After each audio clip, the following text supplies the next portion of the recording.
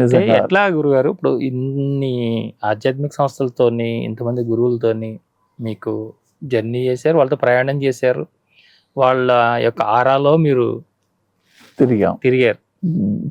ఏంటి మీకు గురుగారు మీకు ఇచ్చినటువంటి సాధన ఏంటి? మీరు ఎలాంటి సాధన చేస్తుంటారు? ఎస్, నా సాధన ఉంది. కానీ ఆ సాధన ఏంటంటే, టు బి ఫ్రాంక్, మా గురువు గారు పర్టికులర్గా ఈ సాధన ఆయన చెప్పలే. ఎవరికి నాకే కాదు ఎవరికే చెప్పలే. ఆయన చేసుకుంటా పోయేవాడు. అది చూసి మేము ఫాలో అయ్యాము. ప్యూర్ వెజిటేరియన్స్, ఎర్రగడ్డ ఆనియన్ కూడా తినేవాళ్ళం కాదు. ఇంకా శుచి శుభ్రత అంటే మడిగిడి అన్నీ ఉండేటివి. రామాయణం చదవమనేవాడు. ఎక్కువగా రామాయణంలో ఆంధ్ర వాల్మీకిని వాసుదాసు ఒంటిమిట్ట ఆయన మా స్వామికి గురువు అని ఎక్కడో ఒక చోట చెప్పినట్టు. ఆయనకు టైటిల్, ఆయన రామాయణ 7 కాండలు రాశాడు, ఇంత పెద్దవి రీసెర్చ్ లాగా రాశాడు. సో ఆయన చెప్పిన వాటన్నీ ఫాలో అయ్యేవాళ్ళం. తర్వాత పర్టికులర్గా ఆయన ఈ ఓంకారం నాకు తెలిసిన వీటన్నిటిని పెట్టుకొని వీటిలో ఎసెన్స్ అంతా తీసుకొని నా ఓన్ స్టైల్లో నేను తయారు చేసుకున్నా.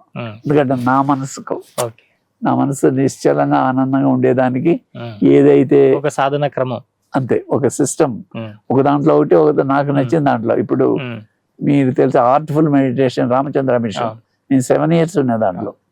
7 years ఎంత అంటే చాలా డీప్గా, దాంట్లో విగ్రహారాధన అవేమి లేవు. బుచ్చిలో మనమే స్టార్ట్ చేసాం. ఇప్పుడు కొన్ని 10 సంఖ్యలో సెంటర్స్ తయారైనాయి ఇక్కడ. కన్హాకి వాళ్ళతో కూడా పెద్ద పెద్ద మాస్టర్స్ తో బాగా టచ్ చేస్తున్నాం. కానీ వాళ్ళని నేను కంప్లీట్ గా ఫాలో కాదు. అట్లా వాటిల్లో అక్కడక్కడ తీసుకొని నేను ఒక చిన్న తయారు చేసుకున్నా, సిస్టమ్ రెడీ చేసుకున్నా. దాంతో ఆనందం చాలు నాకు. ఇప్పుడు ఒక స్టేజ్ లో టైం ఉండేటప్పుడు చేస్తా, లేకపోతే అది చేయలేదని బాధలే. ఇప్పుడు 10 మందితో మాట్లాడినా దైవికంగా, నేను కూర్చొని ధ్యానం చేసినా నాకు తేడా కనపడుతుంది.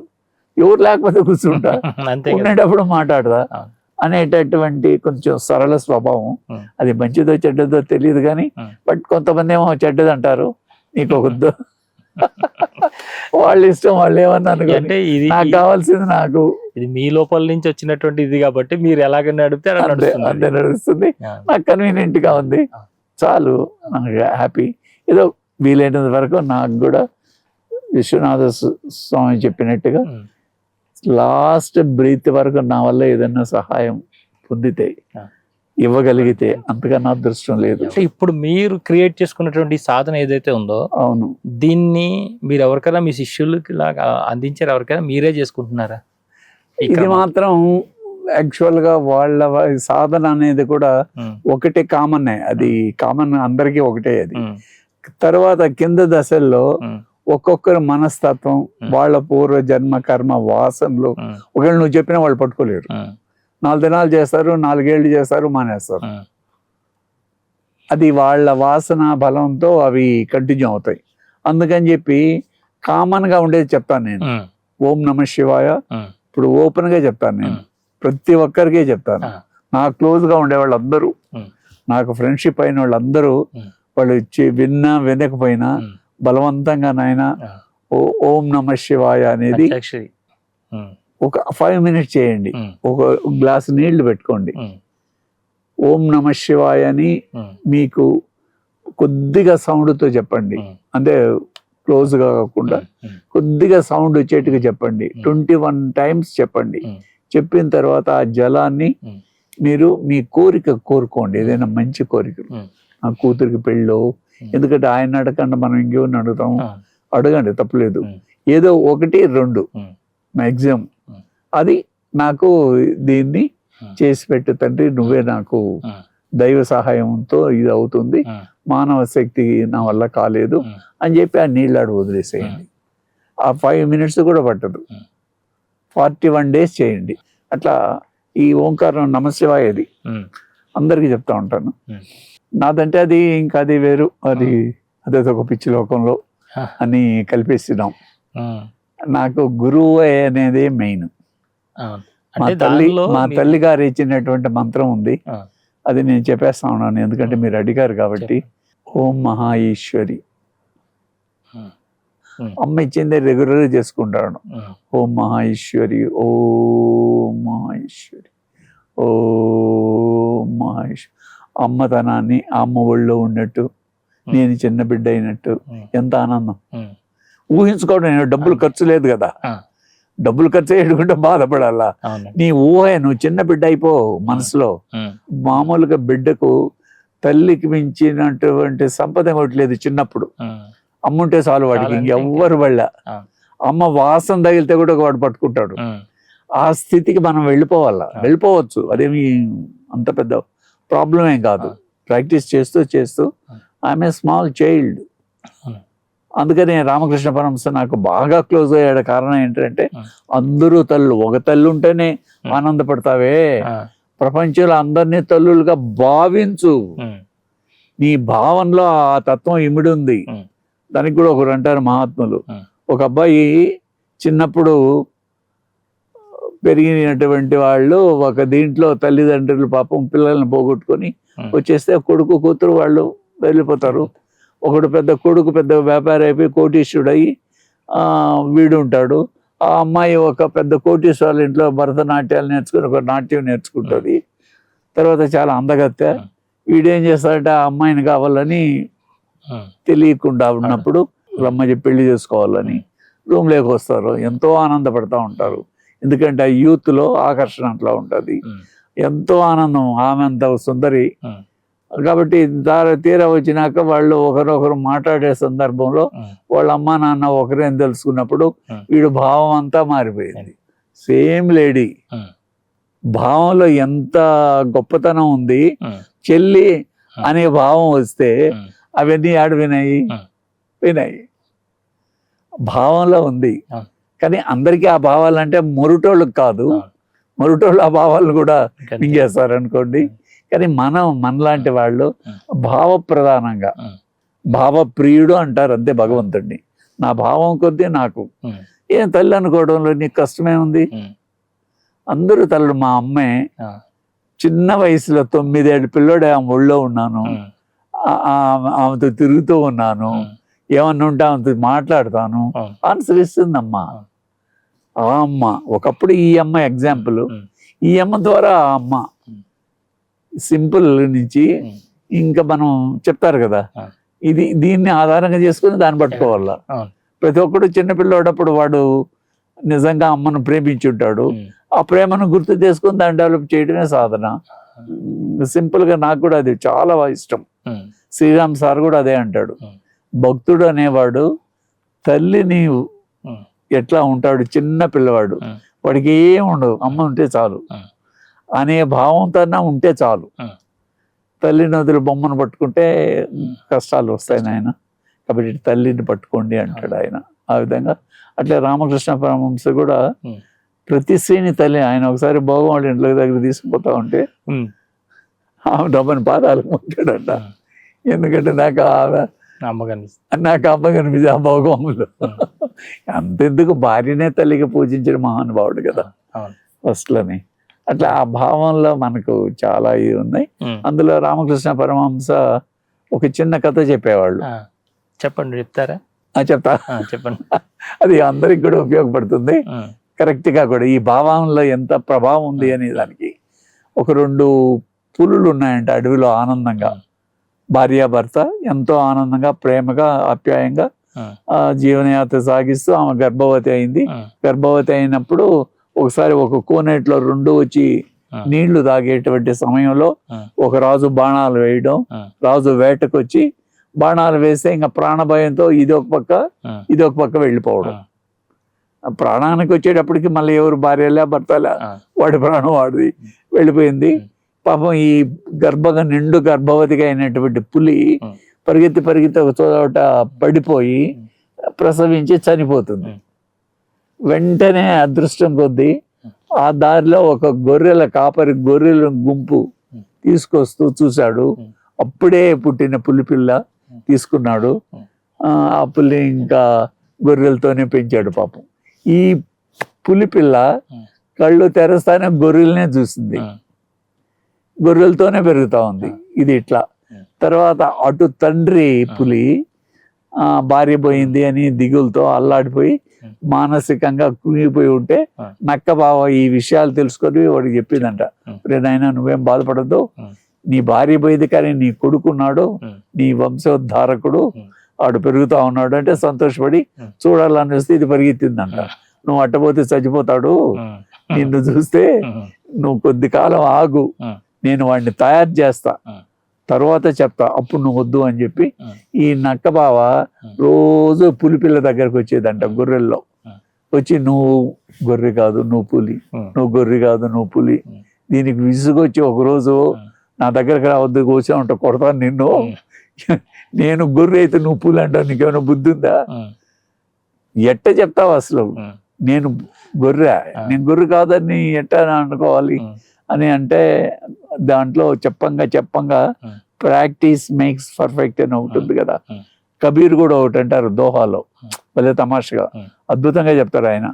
ఈ పల్లెటూర్లలో ఒకప్పుడు బావులు ఉండేటివి, బావుల్లో నుంచి బకెట్ వేసి నీళ్లు తోడేవాళ్ళు, తోడి చుట్టుపక్కల నీళ్లు పడి బురద అవుతుందని ఒక రాళ్ళు పెట్టేవాళ్ళు, పెద్ద పెద్ద రాళ్ళు, రోజు కుండ దాంట్లో పెట్టి ఈమె నీళ్లు పోసేది. రోజు పెట్టంగా ఈ మట్టి కుండ అయినప్పటికీ, అది రాయి అయినప్పటికీ ఈ కుండ షేప్ తీసుకునేదంట. రాయి అయినప్పటికి కూడా పెట్టంగా షేప్ తీసుకుంటుంది.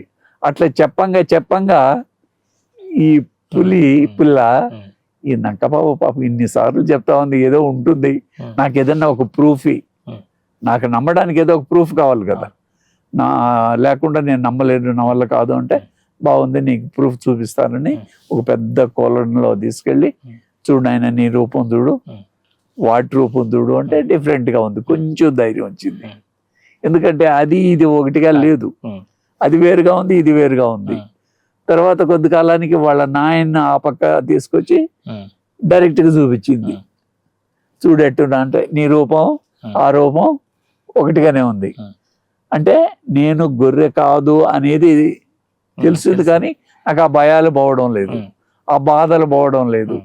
ఇవి ఎట్టా అంటే ఇవి కూడా పోతాయి నాన్న అని రోజు కౌన్సిలింగ్ ఇచ్చేది స్టార్ట్ చేసింది. ఇచ్చి దానికి ధైర్యం చెప్పి ఒక రోజుకు అది పుంజుకొని వాళ్ళ తండ్రిని కొడుకుని కలిపేసింది అని చెప్తూ రామకృష్ణ పరమహంస, నాయన నువ్వు కూడా గొర్రె అనుకుంటా ఉన్నావు, కానీ నువ్వు పులి, నువ్వు ఈ దేహం కాదు, ఆత్మస్వరూపం. ఎన్నో కోట్ల జన్మలుగా నువ్వు జీవుడు అనే భావంతో ఉన్నావు కాబట్టి దాని నుంచి విడివడలేకపోతా ఉన్నావు. అది విడివడితే చాలు, ఆల్రెడీ నువ్వు ఆత్మగానే ఉన్నావు, కానీ ఆ ఉపాధులు ఉన్నాయే అవి కప్పేస్తా ఉన్నాయి. సూర్యుడిని మబ్బులు కప్పినట్టు, సూర్యుడు మబ్బులు ఎంత మబ్బులు ఆఫ్టర్ ఆల్ ఈ దీంతో వచ్చినవే, కానీ కప్పగలుగుతాయి. అట్లనే మనం చేసేటువంటి ఈ కర్మ వాసన ఫలితాలు మనల్ని ఆ ఆత్మ దృష్టి వైపు పోనీయడం లేదు, అంతే. ఇప్పుడు దాన్ని కొద్దిగా పోగొట్టుకుంటూ వస్తే సాధనా క్రమంలో, ఇప్పుడు మనం ఓం నమః శివాయ రోజు చెప్తాం, చెప్పకముందు ఏం చేయాలి, నేను ఈ శరీరం కాదు, నేను ఆత్మస్వరూపుణ్ణి అనే భావాన్ని మనం మాటికి నెమరు వేసుకుంటూ ఉంటే అందులో మనకు ప్రూఫ్స్ ఉన్నాయి. మానవుడుగా చేయలేనటువంటి పనులు మానవుడుగా ఉండి చేసినాడు మన కళ్ళ ముందు బోలుడు, సత్యసాయి, అమృతానందమయ్యి వాళ్ళు ఈడ కూర్చొని ప్రపంచాన్ని తిప్పుతా ఉన్నారు. మరి మానవులుగా ఉంటే వాళ్ళు ఆ పని చేయగలరా? అంటే వాళ్ళు ఆత్మశక్తి ఉంది, దాన్ని డెవలప్ చేసుకున్నారు, వాళ్ళు దాన్ని పట్టుకున్నారు, మనం పట్టుకోలేదు. మనం కూడా ఎందుకు పట్టుకోకూడదు? సత్యసాయి కూడా చెప్పేవాళ్ళు ఎప్పుడు కూడా, నన్ను మిమ్మల్ని ఏమని పిల్లల్లా అంటే గురువుగానో శిష్యుడిగానో అని కాకుండా నన్ను మీలాగానే చూసుకోండి, మీరు కూడా బాబానే, నేనైతే తెలుసుకున్నాను మీరు తెలుసుకోలేదు, అంతే తేడా ఒకటే. కాబట్టి నాకు మీకు ఏమీ భేదం లేదు, ఆత్మస్వరూపులమే మనం అనేటువంటి భావాన్ని ఇప్పుడు మన సాధనా క్రమంలో కష్టాలు వచ్చాయి, కష్టాలు వచ్చినప్పుడు ఏమి ఒక భావం, వస్తే పోతాయి, ఏం నేను శరీరం నా కళ్ళ వస్తాయి పోతాయి, ఏమైంది, కళ్ళ వచ్చినవి అవి నిజం కాదు కదా అనే భావం కష్టాలు వచ్చినప్పుడు కూడా మనం ప్రొజెక్ట్ చేయగలగాలి. కష్టాలు కొని తెచ్చుకోవడం కాదు, ఆది భౌతికం ఆధ్యాత్మికం అవి మనకు తెలుసు. మన వల్ల వచ్చేటివి, చుట్టుపక్కల వాళ్ళ దగ్గర వచ్చేటివి, భగవంతుని దగ్గర నుంచి వచ్చేటివి, ఈ మూడు వాటిని మనం ఒకదాని ఆది దైవికాన్ని మన వల్ల కాదు, కానీ ఈ రెండో అంటే మనం కంట్రోల్ చేసుకోవచ్చు. చేసుకుంటే అది వస్తే మనకేమి, అది వచ్చినా కూడా ఏమీ లేదు, ఎందుకంటే మనం అతీతులం, మనం ఆత్మస్వరూపులం, సచ్చిదానంద స్వరూపులం. చావు లేదు, పుట్టుక లేదు, బాధ లేదు, దుఃఖం లేదు, ఎప్పుడు ఆనంద స్థితి. ఆనంద స్థితిలో మనం ఉండాలి అంతే. ఉండేదానికి ప్రయత్నించమంటారు రామకృష్ణ పరమహంస. నాటకంలో ఎట్టయితే నటిస్తాడో ఆ విధంగా ఆత్మస్వరూపునిగా నటించు కొద్ది కాలం అంటాడు. అది నిజమవుతుంది ఒకప్పుడు. తర్వాత ఇంక చిన్మయ ఆనంద అంటాడు ఒకటి, ఫెయిలింగ్ టు ప్లాన్. చాలా beautiful wording. Failing to plan is planning to fail. నువ్వు ప్లాన్ చేయకుండా ఉంటే ఆటోమేటిక్గా you are planning for failing. అంటే నువ్వు ఎప్పుడు day plan, hours plan, weekly plan, monthly plan, yearly plan ఉండాలి. పంచవర్ష ప్రణాళికలు ఇవన్నీ వాళ్ళు ఏమన్నా తెలివి లేని వాళ్ళు కాదు. వాళ్ళ కట్టుంటే మంది ఒక సామ్రాజ్యం, ఆ సామ్రాజ్యానికి రాజు నేనే. ఈ సామ్రాజ్యం పంచేంద్రియాలు, పంచకర్మేంద్రియాలు, ఈ పంచవాయువులు, ఇంకా అనేక రకాలైన 21 తత్వాలకు రాజు నేనే. ఈ రాజ్యాన్ని పరిపాలన చేయాలంటే నువ్వు గొమ్మ నిద్రపోతా ఉంటే ఎట్టా? You have to plan. Plan చేయకుండా ఉంటే ఫెయిల్ అయ్యేది గ్యారంటీ. నువ్వు ప్లానింగ్ ఫర్ ఫెయిల్. కాబట్టి ప్లాన్ ఈజ్ మస్ట్. చిన్మయానంద చెప్పడంలో మామూలుగా మనం యోగ వాసిష్టం కూడా అదే చెప్తుంది. ప్లాన్ చేసుకోవాలి. ఎట్లా ప్లాన్ చేసుకోవాలి అనే దానికి ఒక్కటి చెప్తారు ఆయన. ఒక ఊర్లో ఒక భార్య భర్త ఉన్నారు. భర్త తాగుబోతూ తిరిగిపోతూ వాడు ఒక అబ్బాయికి జన్మనిచ్చి వాడు వెళ్ళిపోతాడు. ఈమెకి ఏమి ఆస్తులు లేవు, పాస్తులు లేవు, చాలా దయనీయమైన స్థితి. కానీ మంచి జ్ఞానవంతురాలు, చక్కటి భక్తి భావాలు ఉన్నటువంటి ఆమె ఎట్లాగైనా సరే నా కుమారుడిని గొప్పవాడిని చేయాలి అని ఆమె 4 గంటల్లో పనులు చేస్తూ వీడికి మంచి చదువు చెప్పించింది. వీడు చదువుతా ఉన్నాడు. ఒకసారి అడవుల్లో పోతా ఉంటే అక్కడ వాడికి భయం వేసిద్దంట, దారిలో నడిచిపోతా ఉంటే. అప్పుడు చెప్పింది ఆమె, నాయన నీకు ఎప్పుడు భయం వేసినా గోపాల అని బలంగా అరువు, వచ్చి నిన్ను కాపాడతాడు అని చెప్పడం, వీడు చేయడం, అమ్మ చెప్పినట్టుగా వీడికి రక్షణ రావడం. ఇట్లా పెద్దవాడయ్యాడు, అన్ని చదువులు చదివేశాడు, ఇంకా ఉద్యోగం కోసం చూస్తా ఉన్నాడు. అప్పటికే తల్లి స్థితి చాలా ముసలాం అయిపోయింది, కష్టపడతా ఉంది, ఎందుకంటే బిడ్డకు ఒక ఆధారం కావాలని. వీడి ఆలోచనలు అన్నీ తల్లి మీద ఉన్నాయి. ఆమెను నేను ఏ విధంగా పోషించగలను, కూలీ నాలి చేద్దామంటే ఎంత చదువులు వేస్ట్ అయిపోతుంది కదా అనే ఆలోచనలో ఉంటే అదృష్టవశాత్తు ఆ రాజ్యంలో ఆ రాజుకు కొడుకులు లేరంట. ఆ రాజు ఏం చేశాడు, రాజు తర్వాత ఎవరో ఒకడు రాజు ఉండాలి కదా, రాజు లేకపోతే రాజ్యం భ్రష్టత్వం పడుతుంది, కాబట్టి తప్పనిసరిగా ఒకరిని పెట్టాలి. ఎవరిని పెడదామని చర్చ వచ్చింది. చర్చ వస్తే అటుండే వాళ్ళందరూ ఒక ప్లాన్ వేశారంట. ఎవరైనా సరే నేను రాజుగా ఉంటానంటే చేద్దాం, వాడు యువకుడుగా ఉండాలి, సమర్థవంతుడిగా ఉండాలి, వాడిని రాజుగా చేసేద్దాం. చేసిన తర్వాత వాడు రాజుగా 5 ఏళ్ళు పరిపాలన చేసిన తర్వాత వాణ్ణి కాళ్ళు చేతులు గట్టిగా ఇనుప గొలుసులతో కట్టి ఒక నది పక్కన ఒక ఘోరమైన అరణ్యం ఉంది, ఆ అరణ్యంలో వదిలేయాల. వాడు బ్రతికుండగానే పుల్లు క్రూర జంతువులు వచ్చి పీక్కు తింటా ఉంటాయి, చంపేవు అన్ని పీక్కు తింటా ఉంటాయి. ఆ కష్టాన్ని భరించాల, అటువంటి రాజు చేయాల, అది కండిషన్. సరే, అప్పుడు కొంతమంది ఉంటారు కదా తాగుబోతులు, పోనీ 5 ఏళ్ళన్నా హ్యాపీగా ఉన్నాము, 7 ఉండే బదులు అనే వాళ్ళు వచ్చారు. యథా రాజ తదా ప్రజ, ఈ యదవులు ఆ ప్రజలు భ్రష్టత్వం పట్టారు, రాజ్యం అంతా నికృష్టంగా తయారైంది. అప్పుడు ఈ అబ్బాయికి వచ్చిందంట ఆలోచన, మరి నేనెందుకు ఉండకూడదు 5 ఏళ్ళు, 5 ఏళ్ళు ఉంటాను రాజుగా, మా అమ్మను సుఖపడతాను, తర్వాత చూద్దాం అని చెప్పి వాళ్ళ అమ్మకి చెప్పకుండా, ఇది చెప్తే ఆమె ఒప్పుకోద్దని రహస్యంగా వీడు ఒప్పుకుంటాడు, రాజు అయిపోతాడు. రాజు అయిన వెంటనే ఉమ్. వాళ్ళ అమ్మకి కావాల్సిన అన్ని ఏర్పాట్లు చేపించేస్తాడు. అమ్మ నాకు చాలా పెద్ద ఉద్యోగం వచ్చింది ఉమ్. అని చెప్పి ఆ అమ్మను సుఖపెట్టి ఉమ్. తర్వాత వీడు థింక్ చేశాడు, ప్లాన్ వేశాడు. ఉమ్. నేను 5 ఏళ్ళు రాజుగా ఉంటాను, ఉమ్. 5 ఏళ్ళు తర్వాత నా గతి ఏమి? ఉమ్. ఆ అడవుల్లో వేస్తారు. అడవుల్లో ఏమున్నాయి? ఉమ్. క్రూర మృగాలు ఉన్నాయి. ఇప్పుడు ఆంచే నేను ఉమ్. అడవులు లేకుండా చేస్తా, ఉమ్. ఆ క్రూర మృగాలు లేకుండా చేస్తా, ఉమ్. ఈ తాగుబోతు గదవాళ్ళందరినీ పని చేపిస్తా ఉమ్. అని ప్లాన్ వేసాయంట. 1 year ఉమ్. ప్రతి ఒక్కరూ గొడ్డలి అది పెట్టి ఉమ్. ఆ అడవులు నరకడం, ఉమ్. ఇంకా తాగుబోతులను తిరిగిపోతులను షూట్ అట్ సైట్, ఉమ్. కాల్చి పారేయడమే వాళ్ళని. ఉమ్. చెప్పితే వినకపోతే ఉమ్. అంత స్ట్రిక్ట్ రూల్స్తో అందరినీ పనిచేసేట్టుగా తయారు చేశాడు. ఒక పెద్ద ప్రాజెక్టులు కట్టాడు, పొలాలు ఏర్పరిచాడు. ఈ జనాలందరూ మారారు. దుర్మార్గులందరినీ కాల్ చేశాడు. వాడు మారలేదు అంటే అవుట్, కాల్చడం. ఇంకా వాడు మారకుండా ఉంటే వాడు సొసైటీని చెడిపేస్తాడు వాడు. అట్లా ఉండేటప్పటికి 5 ఏళ్ళు అయిన తర్వాత అక్కడ ఒక పెద్ద సామ్రాజ్యం అయిపోయింది. ఇక్కడ అందరూ అయింది. Rule is rule for all అని వీడిని కూడా కాళ్ళు చేతులు కట్టి ఆ నది పక్కన వదిలేయడం వరకే కదా రూలు. వదిలేశారు, వచ్చేసారు. అప్పుడైతే క్రూర మృగాలు వచ్చి తిన్నాయి.